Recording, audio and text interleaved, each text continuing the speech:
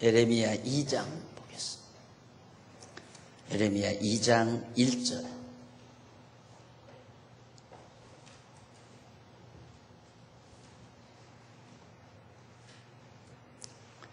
여호와의 말씀이 내게 임하니라. 이르시되 가서 예루살렘 거민의 귀에 외쳐 말할지니라.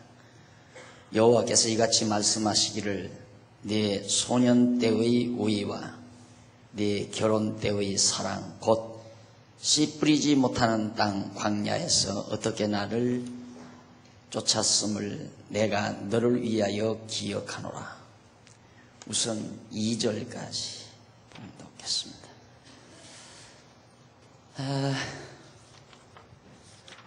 에레미야 내용이 바로 뽑으며 심으심을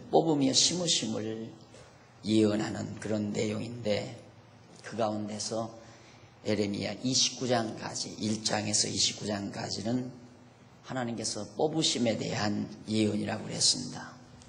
하나님께서 이스라엘 택한 백성들을 가나안 땅에서 뽑아 이방 땅으로 옮기신다는 내용이죠. 그 가운데 이제 1장에서 10장까지가 책망과 멸망에 대한 예언인데, 즉 멸망시킨다는 말은 뽑는다는 말입니다.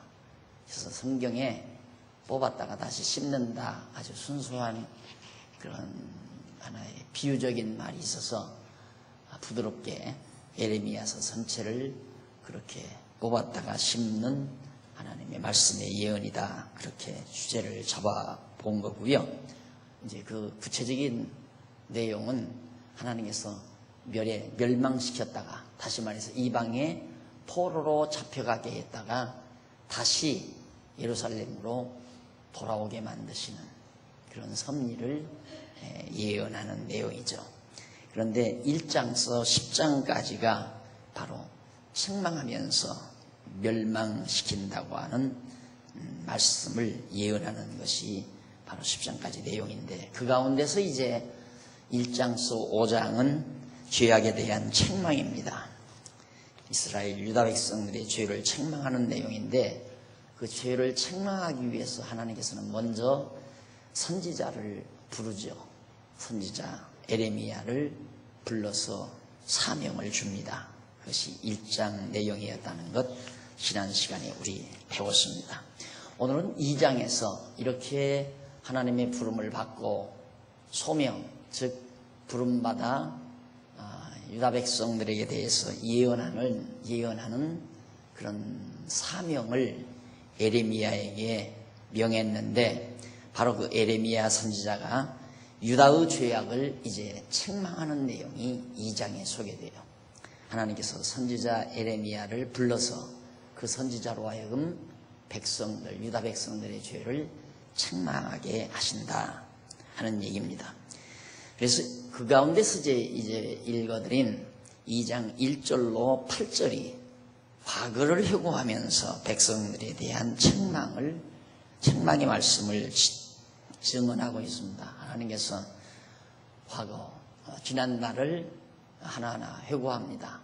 어떻게 이스라엘 유다 백성들이 과거에 어떻게 살아왔는가, 그런데 너희들이 오늘날 이래서 되겠는가 하고 책망하는 내용을 바로 에레미야가 하나님을 대신해서 증언하는 내용이 바로 8절까지인데, 한번 보면은 1절로 3절.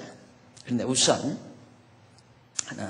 요즘 성도대양에서 강의하는 내용 여러분들이 들으셨는데, 거기 교재 5271페이지 거기 보시면요, 5271페이지 거기 보시면 2장 1절로 8절 밑에 하단 부분에 나오죠.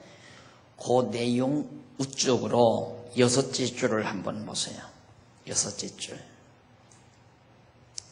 아주 7째 줄까지 올라가세요. 7째 줄 앞에서 보시면 이러한 예언은, 그러니까 앞에서 이제 모든 죄를 책망하고 우상을 섬기고 이런 우상 숭배를 하고 또 이방신을 섬기는 백성들의 죄를 책망하는 거거든요.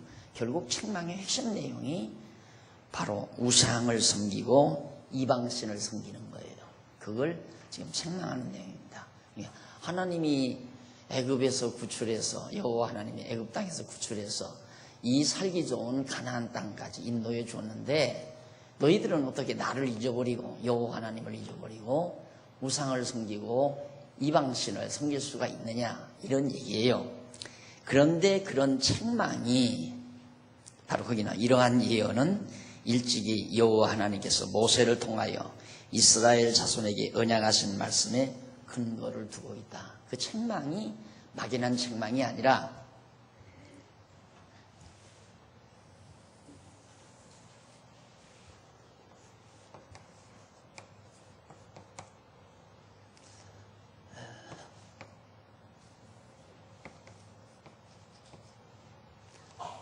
약 한 500년 기간이라고 그랬죠. 그리고 이제 항상 선지서를 공부할 때 이사야서나 에레미야, 에스겔, 다니엘, 호세아, 요엘, 마지막 말라기서까지 다 그겁니다. 전부가 여러분들이 그 예언서를 공부할 때는 이 역사적인 흐름을 항상 머리에 떠올리셔야 돼요. 이걸 배경으로 하고 여러분들이 그 내용을 이해를 해야 하나님께서 선지자를 통해서 말씀하시는 본디 의미가 무엇인가를 바르게 파악할 수 있습니다.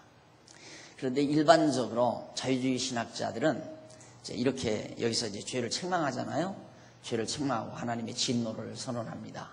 그러면 여러분, 이 나라가 이렇게 부정, 부패, 타락, 이러면 하나님께서 이 나라에 진노를 베푸십니다. 여러분, 정의가 실현돼야 됩니다. 이 나라의 모든 부패 부정을 다 제거시켜야 됩니다. 설교가 그렇게 나가는 겁니다, 이제. 그러니까 보는 각도가 전혀 다르죠. 아주 전혀 달라요. 그러니까 이런 것은 전혀 찾아볼 수가 없는 거예요. 그래서 여러분들이 오늘 또 이제 어느 집사님 방문을 가는데 노인 어른들 치매 문제를, 치매 환자들 대부분 나이 드신 노환에 대해서 많이 이제 관리를 하는 그런 병원을 하고 계시는데 그런 얘기를 하더라고요. 우리 장안중앙교회 성도님들은 목사님이 설교를 아주 어려운 설교를 한다 이거예요. 어려운 설교를 하기 때문에 그냥 적당히 들어서는 안 되니까 많이 두뇌를 쓰면서 들어야 되는 강론을 하기 때문에 우리 교회 나이 드신 분들은 치매 걸릴 염려가 없다고 그런 얘기를 하더라고요. 그러니까 이렇게 여러분들이 이제 배경을 내가 설명을 해드리면서 이제 에레미야 2장을 지금 설명해 가는 거 아니겠어요? 그러니까 그냥 단순하게 여러분, 이스라엘 백성도 죄져서 망했습니다. 하나님께서 죄지니까 이스라엘을 멸망시키고 그 나라를 다 잊어버리고 말았습니다. 여러분, 우리가 과거에 왜 외정치하에서 나라를 잃고 산 줄 아십니까? 하나님 경외하지 않고 다 범죄하고 살았기 때문에 그렇습니다. 이렇게 소위 그러면 싹 들으면 정말 나라 사랑하고 민족주의자 같고, 그래서 과거에 그 문모씨 기독교 장로교 계통에 아주 그 선두주자거든요. 그렇게 자유주의 신학의 선두주자, 한국에서. 그분 죽었을 때 그 사상이 소위 이제 60년대 데모, 그러니까 이 진보주의 사상의 근저를 이룬 거예요. 요즘에 이제 정계에서도 진보당이잖아요. 진보주의자들 있잖아요. 그런 진보주의자들의 밑바탕에는 근원적으로 따지고 올라가면은 바로 그런 신학, 소위 해방신학, 민중신학이라고 하는 합리적인 근거가 깔려 있어요. 그게 이제 그들은 성경에서 나왔다고 생각하는 거예요. 그러니까 성경을 그런 방법으로 보고 설명하기 때문에 듣는 사람은 간단하죠. 죄지면 망하는구나. 이 나라가 이렇게 부정부패가 많아서 자칫 잘못하면 망하겠구나. 이런 생각만 하는 거죠. 그래서 어떻게든지 정의감에 불타게 만들고 이 나라에 부정부패가 없도록 하기 위해서 막 정치활동을 하고 이런데 이제 열을 올리게 돼 있어요. 교회가 그래서 이제 정치활동을 하는 겁니다. 그런데 전혀 거리가 먼 얘기예요. 지금 하나님께서 에레미야 선지자를 선택해서 유다 백성들의 죄를 책망하는 까닭은 여기서부터, 그 이전에는 이제 아브라함이죠. 아브라함 열조. 여기가 약 한 500년이에요. 대략 한 500년. 그리고 여기서 여기가 이제 587년, 그러니까 한 다윗 때부터 여기까지 한 600여 년 가까이 흘렀 때죠. 그러면 지금 거기 한번 이제 아까 읽은 데 거기 보세요. 말씀이 언약하신 말씀이 모세를 통하여 이스라엘 자손에게 일찍이 하나님께서 언제 일찍이란 말은 모세 광야에서 모세 때를 말합니다. 근거를 두고 있다. 그 근거 내용이 어디에 있느냐면 에레미야 26장 3절 13절 나오죠. 어제 성모대양 나오신 분들은 기억나죠. 에레미야 26장을 주목하라. 항상 특히 선지서 공부할 때는. 그리고 신명기 30장 1절로 10절까지 그리고 32장 40절로 43절까지 거기에 보면 여기서 하나님이 여기서 모세를 통해서 너희들이 이 땅에 들어가서 살게 되면 살 때 너희들이 하나님을 저버리고 이방신을 섬기고 우상을 섬길 것을 모세를 통해서 미리 이 얘기를 다 해요. 하나님이 그렇게 타락할 것을 언약하신다 이 말입니다. 이때 그러니까 이때 하나님이 모세를 통해서 언약하셨기 때문에 그대로 돼야 돼요? 안 돼야 돼요? 보통 생각은 되면 안 된다고 생각하죠. 하나님께서 이렇게 여기서 모세를 통해서 말씀할 때에는 경고장으로 줬다 이거죠. 하지 말도록 너희들이 가나안 땅 들어가서 살 때에 하나님 저버리고 우상을 섬기면 내가 이렇게 너희들에게 진노하겠다. 그렇게 말씀했으니까 이 말씀을 보고 야 우리들이 우상 섬기면 망한다. 그러니까 우상 섬기지 말자. 그렇게 하기 위해서 저 말씀을 주었다고 대부분 그렇게 이해를 해버리는 거예요. 그러니까 결국은 그 사람들은 이제 그렇게 성경을 보는 사람들은 완전히 우리 인간이 노력해서 하나님 뜻에 합당하게 살아야 된다. 이제 이렇게 나갈 수밖에 없죠. 그런데 우리는 그게 아니잖아요. 우리는 이미 하나님께서 선지만물을 창조하기 전에 로고스, 하나님의 작정, 계획, 뜻 이런 뜻이라고 그랬죠. 이런 작정이나 계획이나 뜻, 사상, 생각 이런 뜻들이 함축적으로 들어있는 개념을 성경에서 로고스 말씀이라고 한다 그 말이에요. 그러니까 이런 말씀이란 어떤 뜻이 있어야 말 아니에요. 뜻없는 건 소리라고 그래요. 뜻이 담겼을 때 말이라고 그러잖아요. 그러니까 하나님의 뜻이 담긴 언어를 우리가 말이다 그러지 말고 존칭어로 우리말로 말씀 그렇게 말하는 거거든요. 그래서 그걸 이제 성경에서는 로고스 히브리말로 헬라말로 로고스라고 했는데 우리말 번역으로 처음 구역에서는 도라고 번역했어요. 이 번역도 이제 참 잘된 번역이에요. 쉽게 말해 도라는 번역도.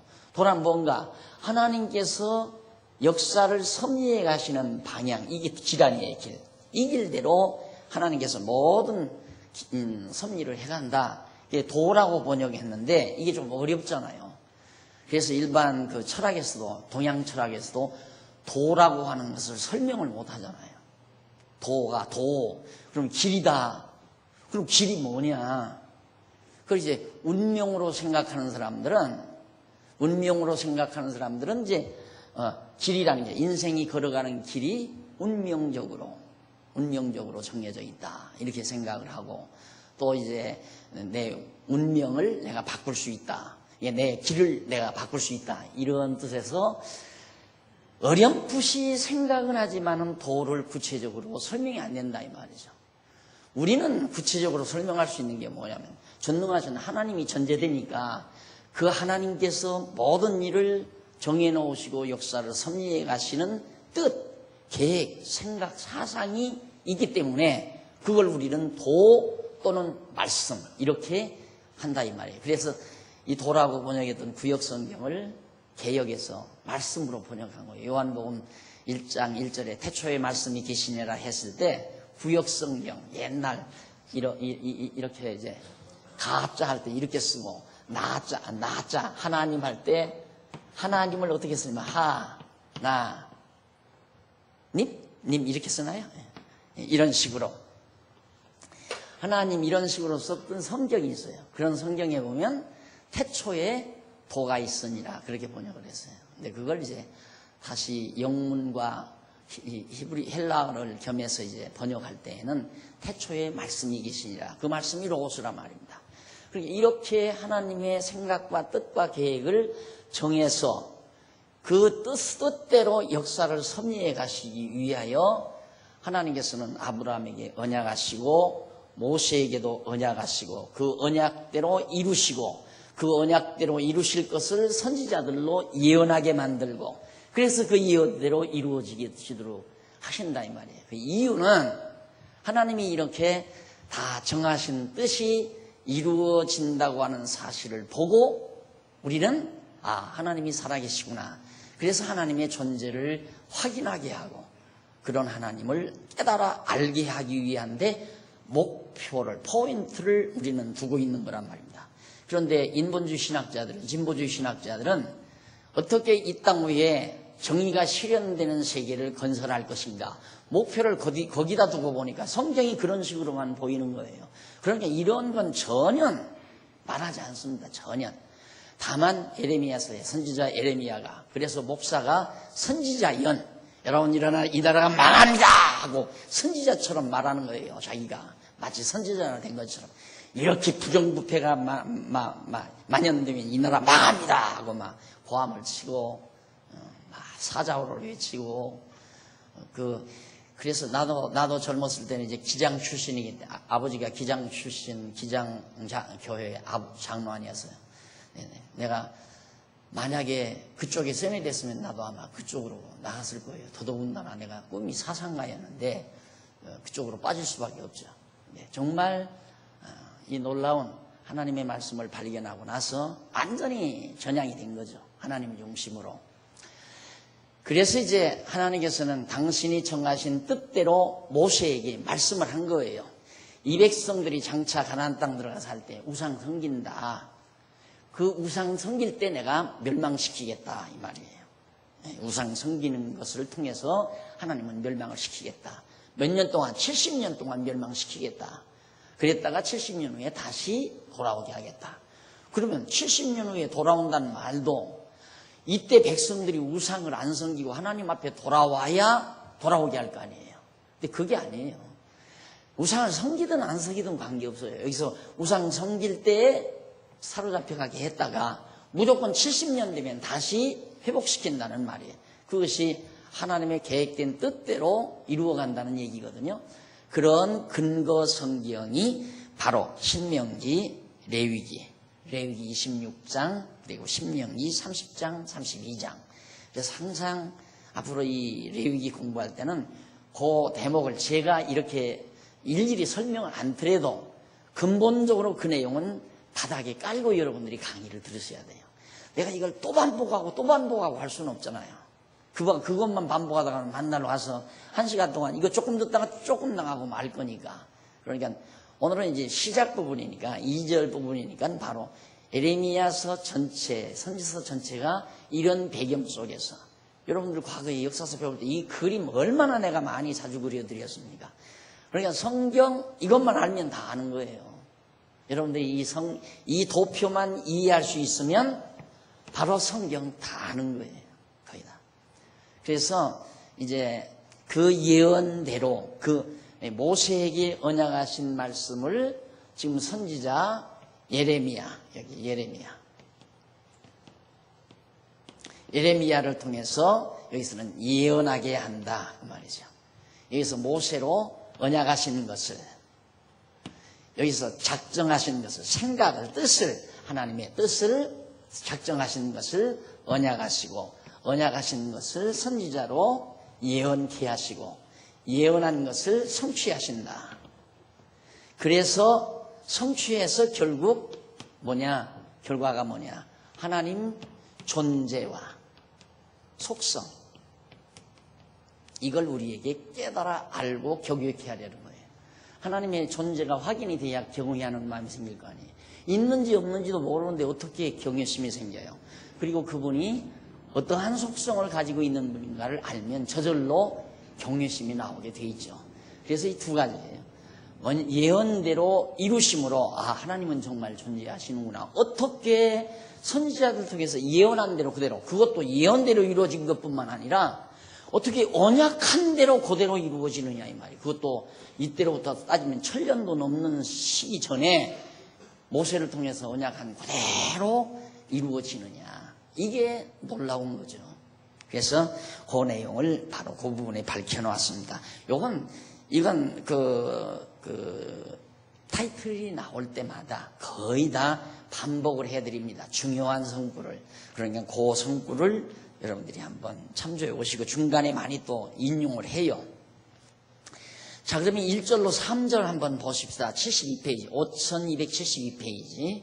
거기 보면 바로 이 본문, 이 본문이란 뭐냐면 1절로 8절까지죠. 이것은 하나님께서 예레미야 선지자로 과거를 회고하며 백성들에 대한 책망의 말씀을 증언하도록 섭리하시는 내용인데 1절로 3절은 예레미야 선지자가 출애굽 당시를 회고하며 보호해 주었다는 여호와의 말씀을 증언하는 내용입니다. 지금 죄를 책망하기 위해서 애굽에서 나와가지고 물 한 모금 얻을 수 없고 풀 한 폭이 자라지 아니하는 그런 황막한 광야 생활 40년 동안 어떻게 하나님께서 그들을 보호했는가, 그걸 하나님이 상기를 시키는 거예요. 과거 역사를. 그래서 이제 거기 1절로 3절 보면 다시 한번 읽어봅시다. 여호와의 말씀이 내게 에레미야에게 임했다는 얘기거든요.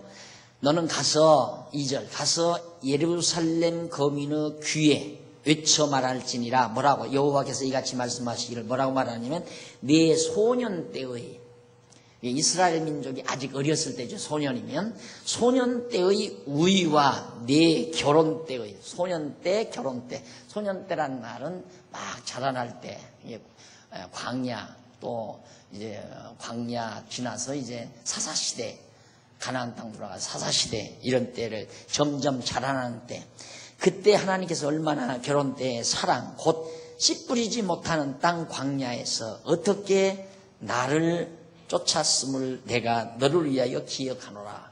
그러니까 광야 생활하는 동안 너희들이 얼마나 내 말씀대로 잘 따라왔느냐 이거예요. 어떻게. 물론 거기서 불순종하고 너희들도 거려가있지만은 그때 이 일을 내가 너희들을 위해서 하나님께서 이스라엘 백성을 위해서 그거 다 기억하고 있다. 그러면서 3절에 그때 광야 때에 이스라엘은 나 여호와의 성물 곧 나의 소산 중 처음 열매가 되었나니 그를 삼키는 자면 다 벌을 받아 재앙을 만났으리라. 여호와의 말이니라. 광야 때 이스라엘 백성들을 건드는 나라보다 다 망했잖아요. 실제로 이제 가데스바네아에서 정탐꾼 보냈다가 그 다음 이제 막 정탐꾼들이 갔다 와가지고 다 반대했잖아요. 반대하고 두 사람만 이제 가자. 갈렙과 여호수아만 이제 가나안 땅으로 가자.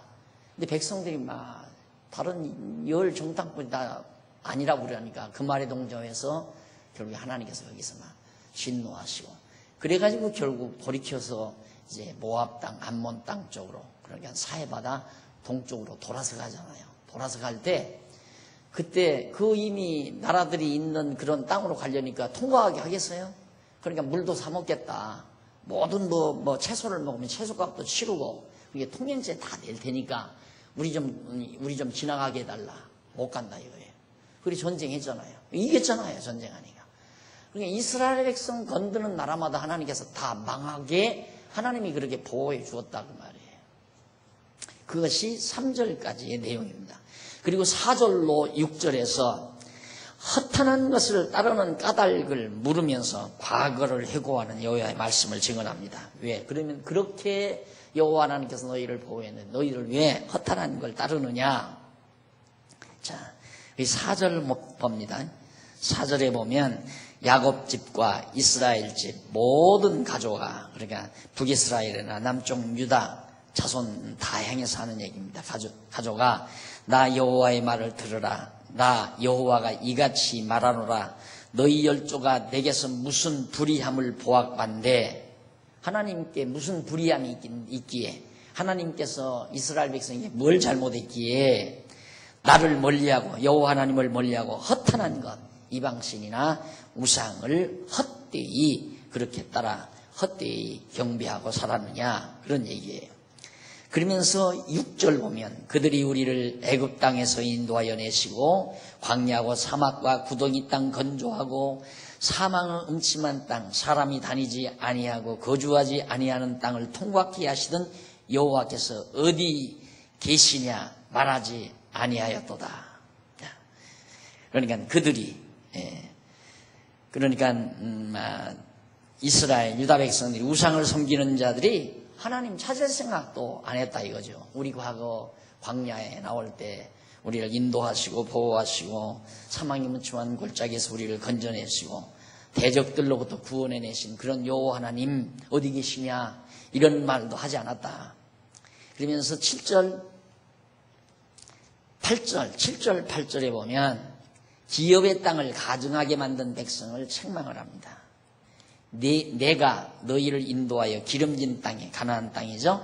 기름진 땅에 들여 그 과실과 그 아름다운 것을 먹게 하였거늘 너희가 이리로 들어와서는 가나안 땅 들어와서는 내 땅을 더럽히고 내 기업을 가증히 만들었으며 가증히 만들었다는 건 우상 많이 만들어 세우고 이방신 다 들여왔다는 얘기예요. 제사장들은 여호와께서 어디 계시냐 하지 아니하며 제사장들도 여호와 하나님 찾을 생각도 안 해요. 다 부패한 거죠.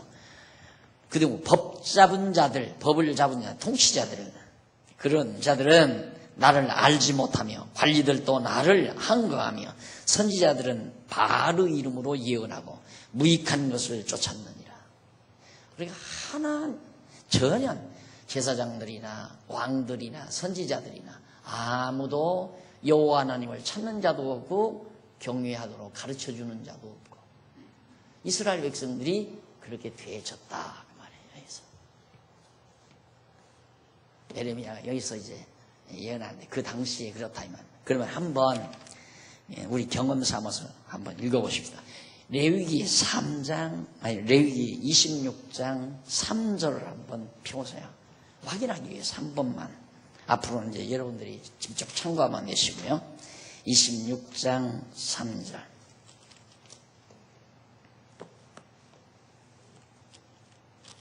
(26장 3절에) 보면 너희가 나의 규례와 계명을 준행하면 내가 너희 비를 그 시후에 주리니 땅은 그 산물을 내고 그 밭에서 수목은 열매를 맺을지라 너희의 타작은 포도 딸 때까지 미치며 너희의 포도 따는 것은 파종할 때까지 미치리니 너희가 음식을 배불리 먹고 너희 땅에 안전히 거하리라. 가나안 땅 들어가서 이렇게 산단 말이죠.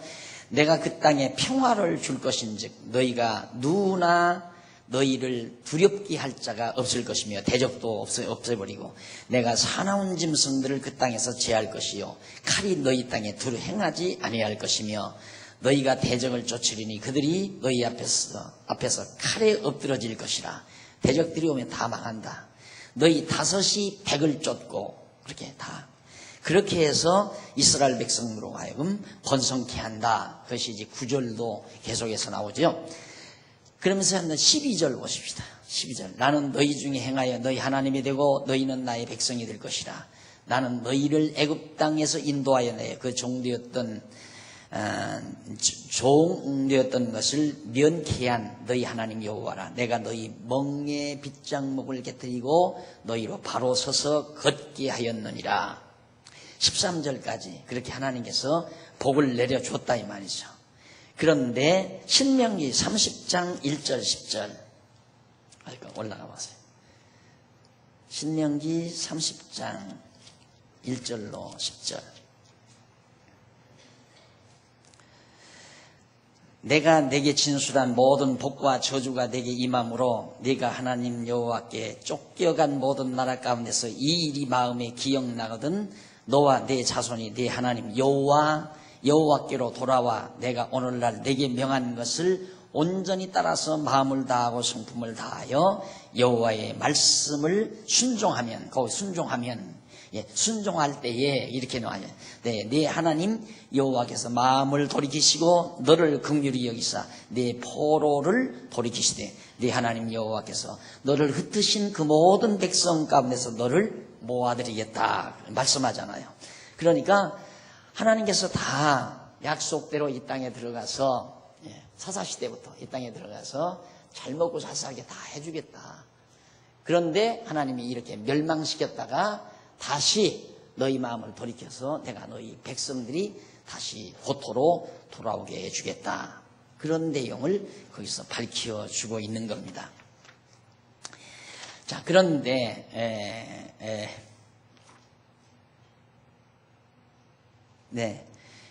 그게 이제 가증한 우상들을 거기서 만들어서 섬기는 그 사실이 신명기 저기 5273페이지 보세요. 5273페이지 제일 밑에 줄 중간에 보시면 가로 안에 신명기 31장 16절 20절 나오죠. 그건 한번 또 꼭 찾아봐야 돼요. 확인을 해야죠. 신명기 31장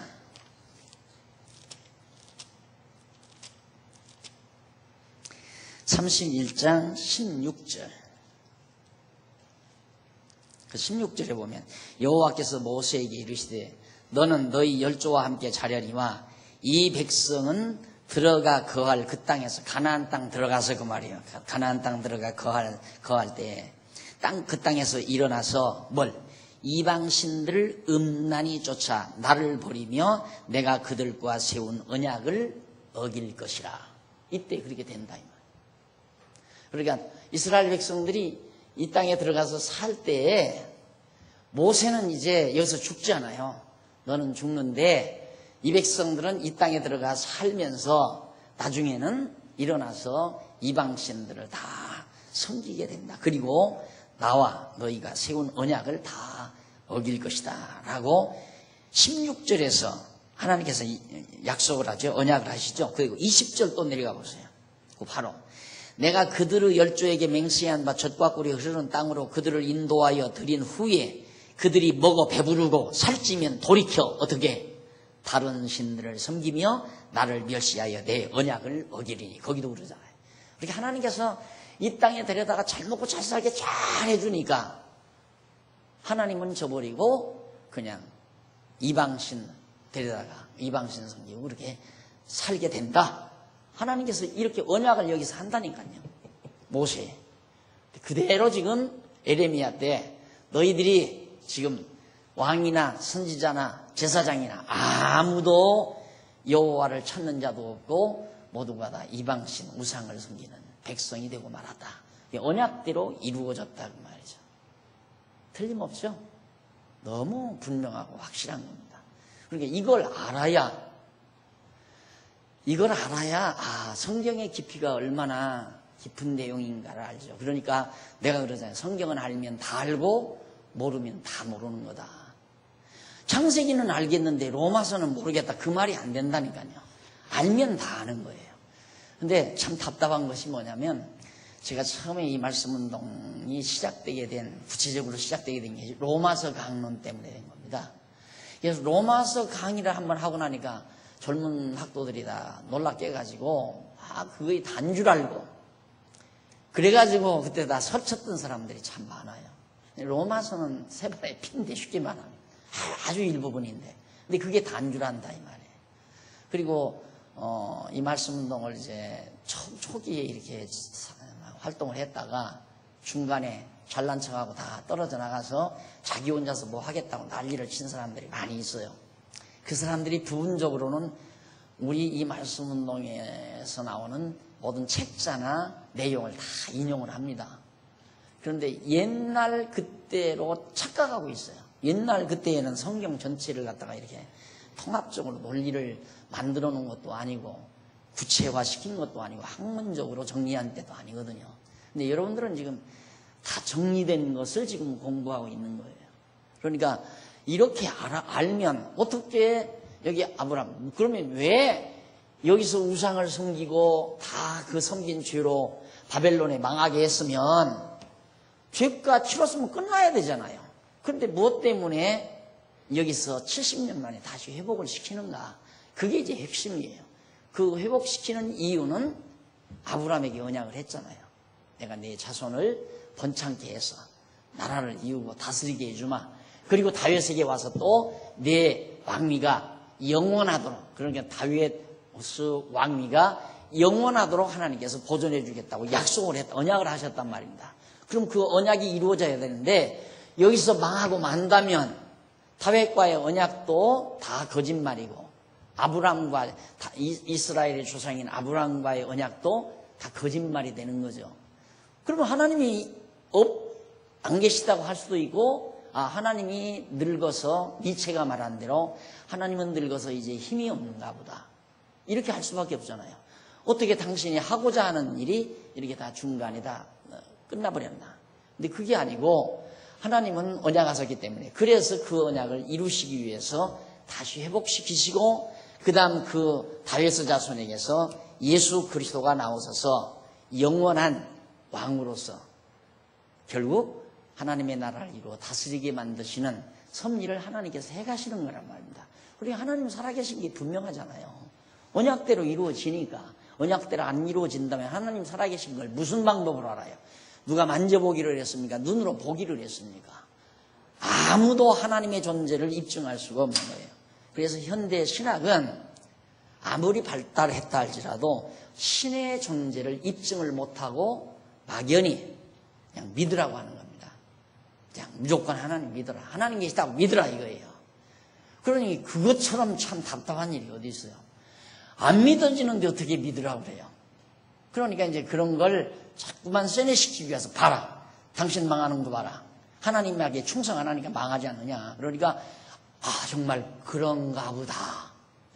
그런가 보다.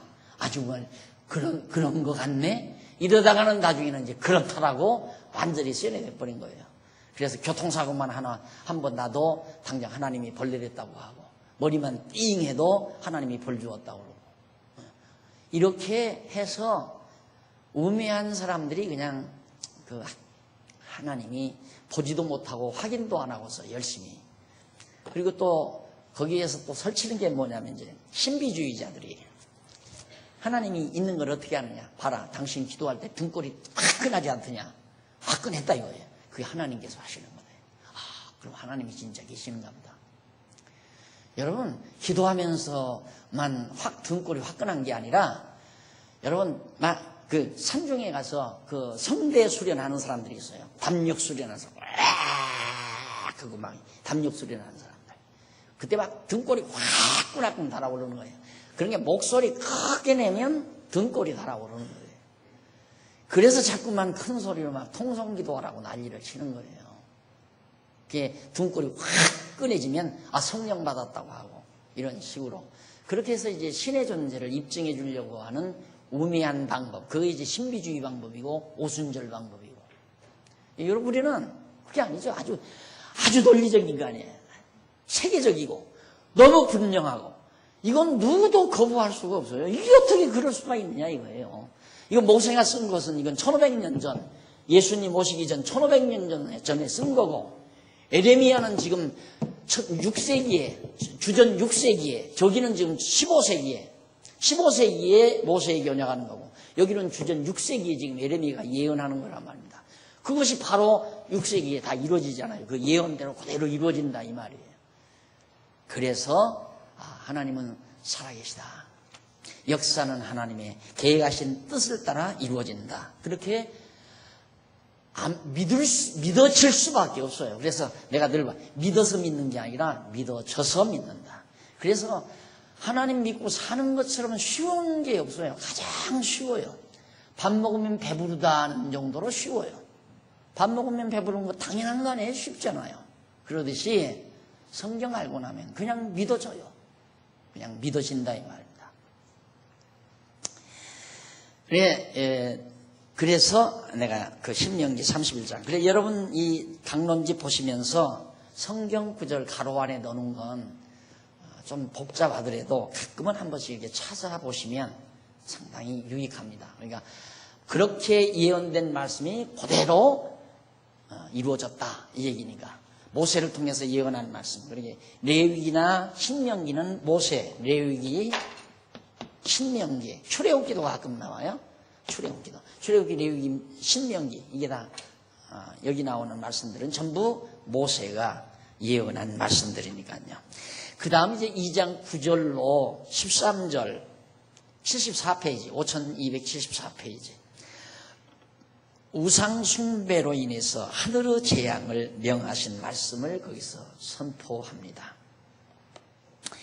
그러므로 내가 여전히 너희와 다투고 너희 후손과도 다투리라. 이스라엘 백성과 하나님께 다투겠다. 여호와의 말이니라. 너희는 깃dim 섬들에게 건너가 보며 게달에게도 사람을 보내어 이 같은 일의 유무를 자세히 살펴보라. 어느 나라가 그 신을 신 아닌 것과 바꾼 일이 있느냐. 그러나 나의 백성은 그 영광을 무익한 것과 바꾸었도다. 어디 가서 이방 나라 어디 가서 물어봐라. 자기네 신하고 신 아닌 거하고 바꾼 사람이 있는가. 그런 이방 나라도 자기들의 신을 버리지 않는데 어떻게 내 백성, 그러니까 이사야 선지자는 그 얘기하잖아요. 소도 그 구유를 알고, 소도 그 주인을 알고 말도 그 구유를 알건만 어찌하여 내 백성은 나를 버렸는가. 여호와 하나님을 모르고 나를 버렸는가. 이러면서 이제 이사야 선지자가 탄식하죠. 그러니까 이방 어느 나라도 자기 나라 신이 있어요. 일본 사람들도 보세요. 자기네들 그 일본 신 있잖아요. 아미다에서 오미카미인지 뭔지 하나 있잖아요. 그 신 죽어도 섬기잖아요. 안 버린단 말입니다. 그런데 어떻게 내 백성 이스라엘은 자기들 신 여호와 하나님을 버렸느냐. 이러면서 책망하는 내용이죠. 그러나 나의 백성은 그 영광을 무익한 것과 바꾸었도다. 12절. 너 하늘아 이 일을 인하여 놀랄지어다 심히 떨지어다 두려워할지어다 여호와의 말이니라. 내 백성이 두 가지 악을 행하였나니 곧 두 가지 악이 뭐냐. 곧 생수에 근원되는 나를 버린 것과 하나님을 버린 것과 스스로 웅덩이를 판 것인데 그것은 물을 저축하지 못할 터진 웅덩이니라. 하나님께로 주는 생수를 받아먹고 살아야 될 백성들이 하나님 저버리고 스스로 웅덩이를 파서 거기서 물을 솥개에서 먹고 살려고 생각한다. 한 예를 들어서 하는 얘기입니다. 생수의 근원이 하나님이신데 하나님 의지하면 다 해결되는데 생수의 근원 대신에 하나님은 저버리고 웅덩이 파가지고 거기서 물을 솟게 하는데 빈 웅덩이, 물이 솟지 않는 웅덩이만 탔다. 이게 이제 결국에는 이제 기갈해서 죽는다는 그 말이죠. 어리석은 짓을 했다. 그런 얘기입니다. 그래서 역시 그 내용에도 보면 거기 이제 다투리라. 하나님이 이스라엘 백성하고 다툰다는 말이 있잖아요.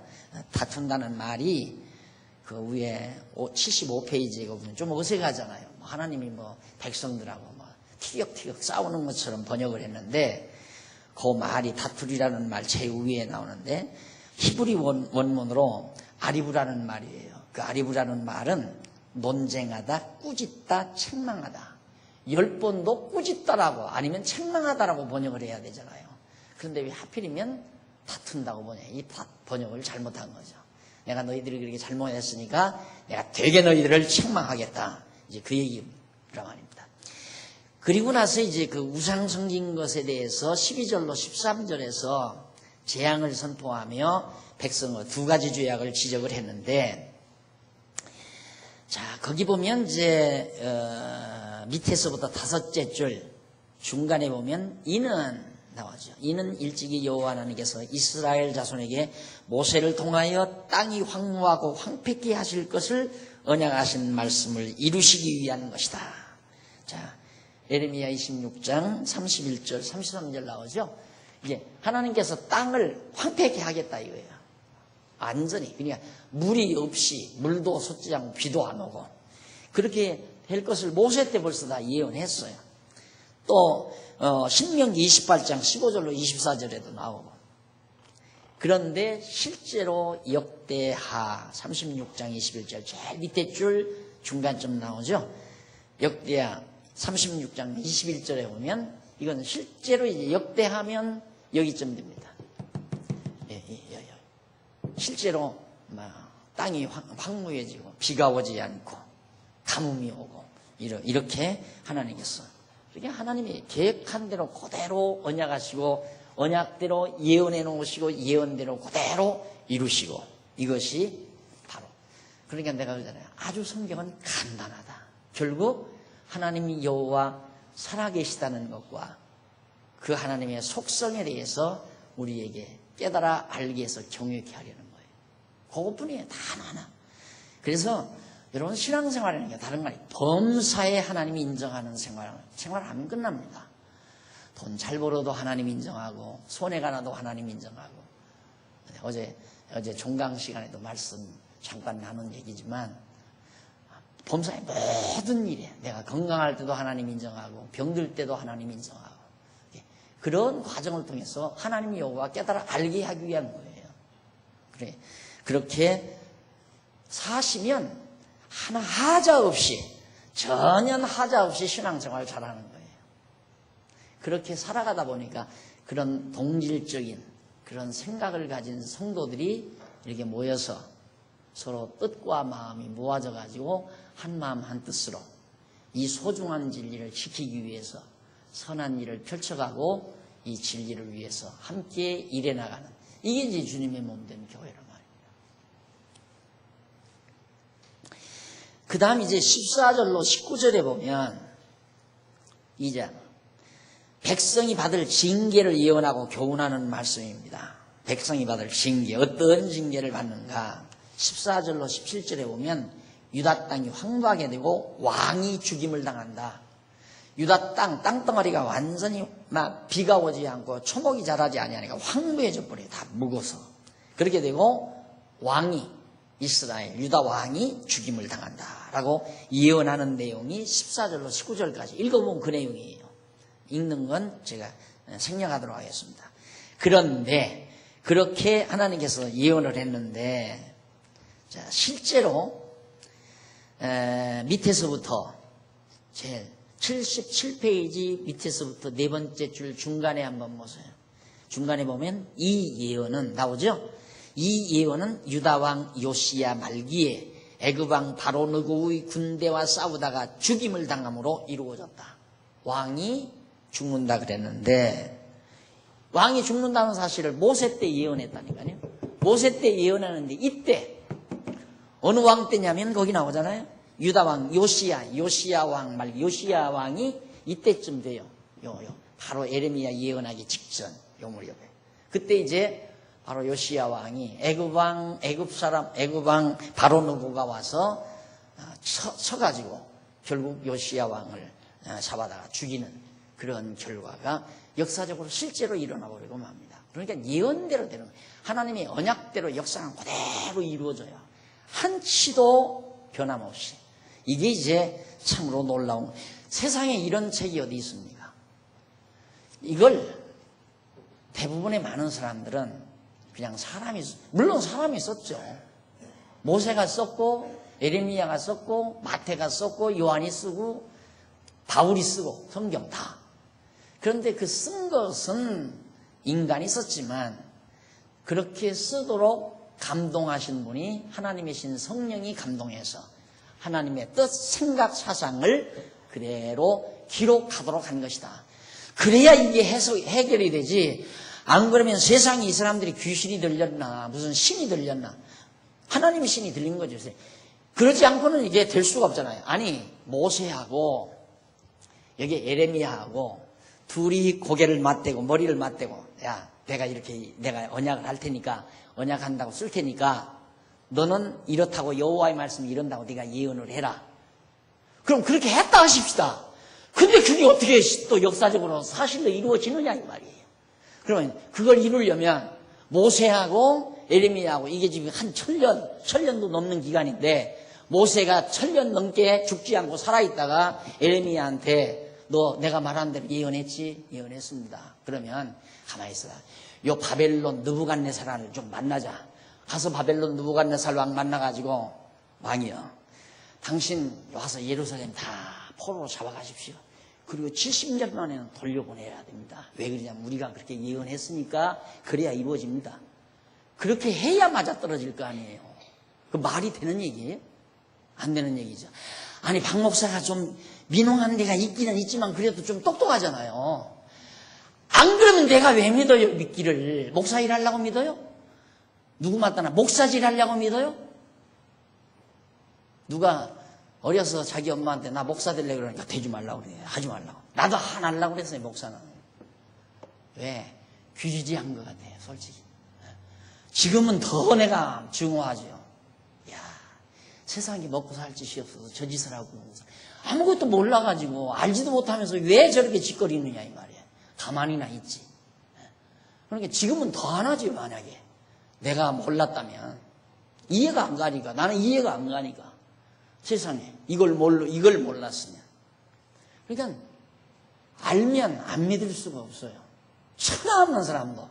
그래 나보다 IQ가 더 높고 머리 좋은 사람도 많이 있겠죠. 좋아봤대차 거기서 거기예요. 거기서 거기란 말입니다. 얼마나 좋겠습니까 좋으면.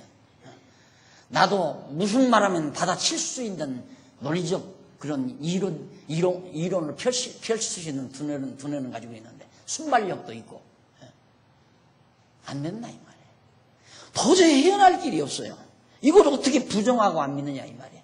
그러니까 이걸 믿기시는 죽어도 하나님의 존재가 싫어지는 사람, 하나님이 있다고 하는 게 싫어지는 사람은 이것도 모르거니와 서령 더러더러 예언된 대로, 에레미야가 예언된 대로 이렇게 됐지 않느냐 이거니까 에레미야가 제1 에레미야, 제1, 2 에레미야 이렇게 나눠요. 이제 성경을.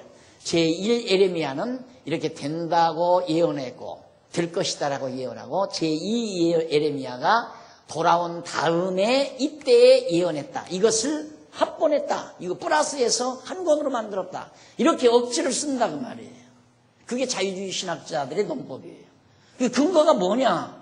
근거도 못 찾으면서 자꾸만 그렇게 해가지고 젊은이들한테 자꾸만 얘기하니까 젊은 사람들이 다 진보주의 신학에 근거해가지고 지난번에 여기 오셨던 정용선 목사님도 그런 사상을 본받은 거예요. 그래서 이런 성경 계시 이게 중요한 게 아니라 하나님께서 지금 진행하고 계시는 이 역사 이것을 어떻게 성도들에게 적용을 해서 정말 하나님 중심으로 살아가게 할 것인가 그런 이제 방법으로 접근하는 거. 왜? 이건 성경은 도대체가 알 수 없는 거니까. 저런 황당무계한 얘기 제1 예레미야, 제2 예레미야 또 뭐 제1 이사야, 제2 이사야 이사야가 예언한 대로 다 이루어지잖아요. 그러니까 예언한 건 제1 이사야고 예언한 거 예언대로 그것은 이제 되어진 뒤에 그대로 갖다가 첨부해 놓은 것 이런 식으로 이제 꾸며가지고 혼란을 빚게 만드는 그것은 모두가 다 이렇게 성경 전체에 대한 흐름을 역사적인 흐름이나 논리적 흐름을 못 찾으니까 그렇게 결국은 방황하는 거예요. 그렇게 얘기해도 보수주의 신학자들은 그럼 뭐냐? 그거 아니다. 그건 아니다. 그럼 뭐냐? 모르기는 하지만 뭔가 그건 아닐 거다. 이런 식이니까 웃기는 거죠. 그래서 우리가 지금 흥분하는 것은 우리가 이런 엄청난 부활을 간직하고 있는데 이걸 좀 자랑을 해야 되잖아요. 이걸 나타내야 된단 말입니다. 그 나타내야 되겠는데 이게 나타낸다는 게 쉬우냐 이 말이에요. 그건 뭐 기껏해야 별로 관심 없는 일반 성도 어디 교회 다니는 집사 이런 사람한테 하면 우리 목사님은 그렇게 안 가르치던데 좀 이상해. 11조만 얘기해도 저 이단인가 보다. 이러니 이게 되느냐 이 말이죠. 그러니까 이게 정상화되려면 제도권 안에서 정상화되려면 제대로 사회적 체제 안에 우리가 자리를 잡아야 되거든요. 근데 뭐 우리 힘없으니까 잡을 수가 없잖아요. 잡는 방법이야 다 있죠. 하나님께서 허락만 하신다면 좀 더 우리 노예도 커지고 총회라고 하는 구성도 우리가 이루어지고 그렇게 되면 이제 또 당당하게 정말 이 진리에 입각한 하나의 뭐 대학도 설립하고 뭐 대학원도 설립하고 이렇게 해서 이런 진리로 무장된 인재를 우리의 체제로 우리의 교육 체제로 만들어내는 우리는 참 대단하죠. 우리는 구상이 다 있어요. 구상은 완전히 다 끝났는데 이게 실현이 이제 안 되는 것 뿐이죠. 구상은 이미 다 후배들에게도 얘기를 했고요. 우리는 학교 세우면 무슨 지금의 기존의 학교와 같은 그런 학교가 아니에요. 그냥 교회 이걸 그대로 학교화 해버리는 거예요. 학교. 교회가 학교다. 그럼 어려서부터 저 밑에서 젖먹이 아이들로부터 유아세례 줘가지고 길러내는데 그렇게 길러가지고 30대쯤 가면 당당한 사회 중견 인물로 지도자로 등장할 수 있을 거 아니에요. 그래야 힘을 받을 거 아닙니까?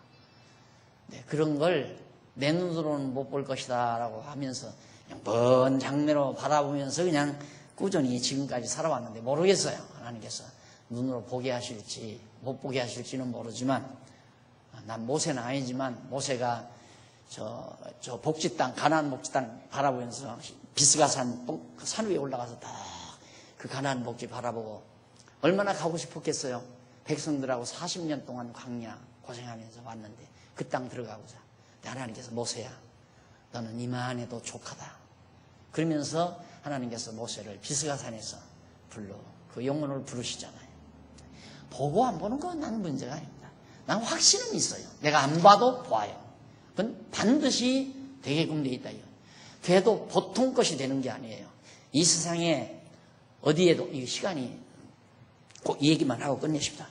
이 세상 어디에도 이 통합된 학문, 이 통합된 모든 학문이 하나의 논리체계로 다 통합된 문학이나 철학이나 과학이나 정치학이나 법학이나 사회학이나 경제학이나 이런 모든 학문들이 하나의 원리에 딱 접합되는 그런 종합학문을 가진 대학은 이 세상 어디에도 없어요. 그걸 다 모든 학자들이 꿈을 꿉니다. 꿈은 꿔요. 그래야 되지 않아요. 왜? 자기네들이 다 아니까. 야, 이건 완전히 꽁오리 꾀꼬리 모여서 지금 하고 있다. 알아요, 자기들이. 그러니까 이거 배우면 배울수록 배우는 사람들의 머리가 더 흐트러지고, 그러니까 어느 한 교수 자기 마음 드는 교수 하나 딱 택해가지고 그 교수에 지도받아서 박사학위 논문 쓰면 그 교수 하나가 주임 교수가 딱 인정하면 그 밑에 따라붙은 교수 한 너도 서너 명이 도장 찍으면 박사 되는 거예요. 그러면 너는 이제 박사니까 네 멋대로 연구하라 이거죠. 이 박사는 마음대로 연구해서 발표할 수 있는 게 박사 아니에요? 그런 식이니까 그걸로 인간의 머리가 정돈이 되겠느냐 이거예요. 근데 우리는 이미 다 돼 있잖아요. 다만 교재로 만들어 있지는 못해요. 이제 줄기교재인 성경신학은 이제 몇 년만 더 내가 집필하면 성경 강론 끝나는 거고요. 거기에 따라서 기독교 법률학, 기독교 정치학, 기독교 문학, 기독교 경제학, 기독교 뭐 각종 사회학 이런 학문들이 전부 정돈이 돼서 그 교재를 만든 교수가 그 교재로 직접 강의할 수 있는, 종합적으로 강의할 수 있는 그런 강의를 통해서 인재를 양성하고, 그런 강의를 통해서 배운 인재가 실제로 사회를 보고 또 경제를 보고 또 자기가 이 세상을 체험하고 그러면서 강한 힘을 받아가지고 리더자로, 지도자로 나타난다면 그게 이제 빛으로 만방에 이제 전파되어지는 과정이 되겠죠. 흥분될 수밖에 없는 일인 것을 아마 여러분들이 더 물론 늘 느끼고 사시겠지만, 그래서 우리 장안중앙교회 존재 의미도 있는 거고 우리가 살아야 될 이유와 가치도 있다는 거 더 말할 나위 없는 줄 압니다. 기도하십시다. 자비로우신 하나님 아버지, 은혜를 감사합니다. 살아계셔서 지금도 인류 역사를 지배하시고 좌우하시며 계획하신 뜻 따라 섭리하심을 저희들은 너무도 분명하게 알고 믿고 있습니다. 그러기에 내일을 예측하며 저희들이 살고 있사오니 하나님 아버지여, 그 예측된 내일이 우리의 기도의 제목입니다. 이 기도는 반드시 이루어질 것을 저희들은 확신하면서 오늘을 당당하게 승리로 이끌고 있사오니 이것이 모두가 다 하나님께서 우리에게 주신 은혜의 선물인 줄 압니다. 하나님 아버지여, 우리 지혜 흐려지지 말게 하시고 우리의 발걸음이 무뎌지지 말게 하시고 좀 더 총명과 명철이 밝아져서 어두운 이 세상을 밝히는 놀라운 빛의 사역자들로 삼아주시옵시기를 비오며 저희는 공로옵사오나 예수님 이름으로 기도드립니다. 아멘. 하늘에 계신 우리 아버지,